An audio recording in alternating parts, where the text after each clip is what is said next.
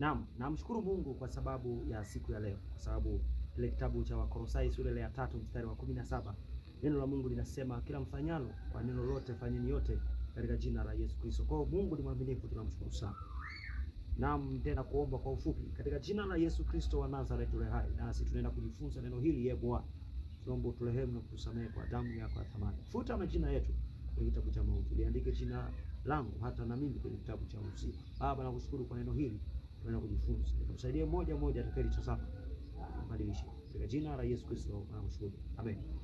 Siku ya leo ndio kushirikisha maneno haya ya muhimu sana. Na nina kitabu ambacho nimekiandika mimi na Bina, kinaitwa Siri za Siku za Mwisho na Unyakuo wa Kanisa. Ni bure kabisa, ukihitaji soft copy na kupatia. Na kama unahitaji soft copy utanitafuta kwa namba hizi za WhatsApp ambazo ni 0717688455,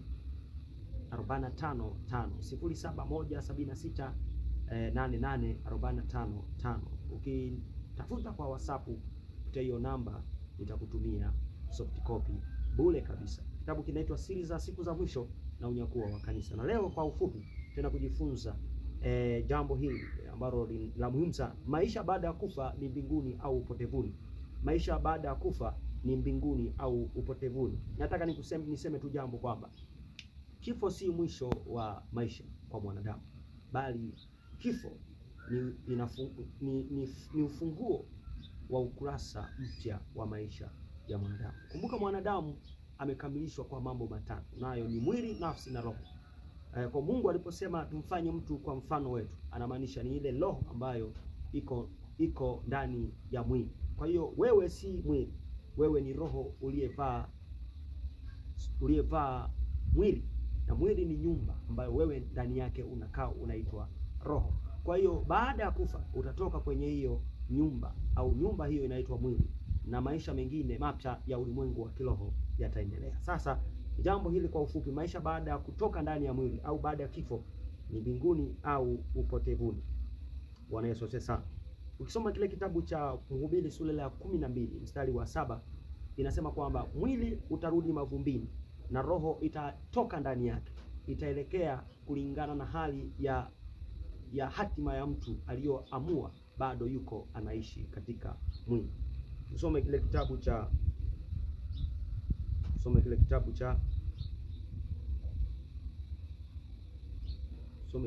hiki hapa. Usoma kile kitabu cha Waebrania sura ya 9 mstari wa 27. Neno la Mungu linasema, na kama vile watu wanavyowekewa kufa mara moja, na baada ya kufa ni hukumu. Kwa hiyo kumbe mtu amewekewa kufa mara moja, na baada ya kufa kinachofuata ni kwenda kupata hatima ya milele ambayo unatakiwa kupata kulingana na jinsi ulivyoamua ukiwa hai. Maisha ya wapi utaenda, ni mbinguni au upotevuni, yani jehanamu, inategemea na hali ya maisha sasa unaishi kwa wakati huu. Bado uko hai, bado unaishi ndani ya mwili.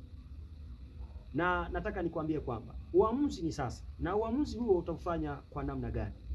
Kwa wale walioamua na kuchagua njia ya kumwamini Yesu Kristo kuwa ni Bwana na Mwokozi wa maisha yao, kama vile kitabu cha Yohana sura ya 14 mstari wa 6, neno la Mungu linasema kwamba Yesu Kristo ni njia ya kweli na uzima, wala hapana yeyote atakayeweza kumwona Mungu pasipo kumwamini au kuja kwa Yesu Kristo, yaani kumkiri Yesu Kristo kuwa ni Bwana na Mwokozi wa maisha yako wewe binafsi. Mtu huyo akichagua kumwamini Yesu kuwa ni Bwana na Mwokozi wa maisha yake, amechagua maisha ambayo kwamba baada ya kutoka kwenye mwili ameenda kwenye hatima ya kuweza kumwona Mungu katika uzima wa milele. Na hilo jambo kama litatokea kabla unyakuo hujatokea, manake unaenda mbinguni. Unamwaminije Yesu? Unamkubali kuwa ni Bwana na Mwokozi wa maisha yako? Unaamini moyoni mwako kuwa alikufa na kufufuka katika wafu, na baada ya hapo unatimiza kila ambacho Mungu anataka? Hapo ndio utakuwa umechagua njia ya kwenda mbinguni. Na kila siku au siku zote huwa ninasema kwamba mtu haendi jehanamu kwa sababu ana dhambi, bali anaenda jehanamu kwa sababu amemkataa Yesu Kristo kuwa Bwana na Mwokozi wa maisha yake. Kwa sababu mwenye kuithamee dhambi kwa mwanadamu ni kumwamini Yesu Kristo. Kwa hiyo ukimkataa Yesu Kristo kwamba si Bwana na Mwokozi wa maisha yako, umechagua njia ya kwenda upotevuni. Na hatima ambayo unaweza kuifanya au kuamua sasa ni kumkiri Yesu Kristo kuwa Bwana na Mwokozi wa maisha yako. Wale waliomkataa Yesu, maana yake wanaandaa hatima ya upotevuni, na baada ya kufa maana yake hukumu inawangoja. Yesu akasema wakati amewatuma wanafunzi wake kwenda kuhubiri Injili maeneo tofauti tofauti, wakifanya miujiza mbalimbali, waliporudi wakishangilia wakisema, Yesu, hata pepo nao watutii. Yesu akawaambia, msifurahi na kushangilia kwa mambo hayo mnayoyaona, bali furahini kwa sababu majina yenu yameandikwa katika kitabu cha uzima. Anachotaka Yesu, tusifurahie tu kwa sababu hata tunahubiri Injili watu wanaokoka, hata tunafanya miujiza na kuamuru pepo wanatoka, bali tufurahi pia majina yetu, au tuhakikishe majina yetu yameandikwa kwenye kitabu cha mbinguni. Jambo hili elewa, hakuna daraja la kutoka kuzimu kwenda mbinguni, bali kuna daraja linalotoka duniani kuelekea mbinguni, na daraja hilo ni Yesu Kristo. Ukimwamini Yesu Kristo umepata daraja la kwenda mbinguni. Kwa hiyo wewe uliyemwamini Yesu Kristo, uliyeamua kumchagua na kumkiri Yesu Kristo kuwa ni Bwana na Mwokozi wa maisha yako, umechagua njia sahihi. Na baada ya kufa, kabla unyakuwa hujatokea, au unaweza kabla hujatokea leo ukatoka ndani ya mwili, unaenda kwenye uzima wa milele. Kwa hiyo wewe ambaye hujampa Yesu maisha yako, bado muda unaruhusu. Ukimkataa Yesu, ndipo unaenda kwenye upotevu, na huo upotevu ni wa milele. Bwana Yesu asifiwe sana. Tuangalie jambo la mwisho hili hapa, bila msingi sana. Endapo unyakuo utatokea sasa hivi, watakaoenda ni wakina nani? Watakaoenda ni wale ambao wamemwamini Yesu Kristo kuwa ni Bwana na Mwokozi wa maisha yao, wamesamehewa dhambi zao na majina yao yameandikwa kwenye kitabu cha uzima. Ndio wale watakaonyakuliwa. Kumbuka neno hili, unyakuo utatokea muda wowote, na hakutakuwa na indicators au signs ambazo zitaashiria kwamba sasa unyakuo unatokea sasa hivi. Kumbuka Yesu tu ametupa viashiria tu kujua kwamba siku za mwisho zimekaribia, lakini siku ya unyakuo itatokea siku yoyote ile. Na nataka nikuhakikishie kwamba ukimwamini Yesu Kristo, hakika hautapotea kabisa. Na jua kwamba maisha ya kwamba utaenda mbinguni au utaenda upotevuni itategemea wewe umechagua njia gani.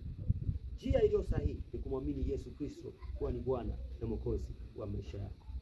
Mengi zaidi ya kujifunza, jipatie kitabu bure kabisa, soft copy, Siri za Siku za Mwisho na Unyakuo wa Kanisa. Inapatikana na kutumia soft copy 0717688455 0717688455 bure kabisa na kutumia. Unajifunza mambo mengi. Langu jina naitwa Mabina Barnaba, na hii ni Saa ya Kweli na Uzima. Barikiwa sana na nashukuru kwa neno hili. Baba, asante.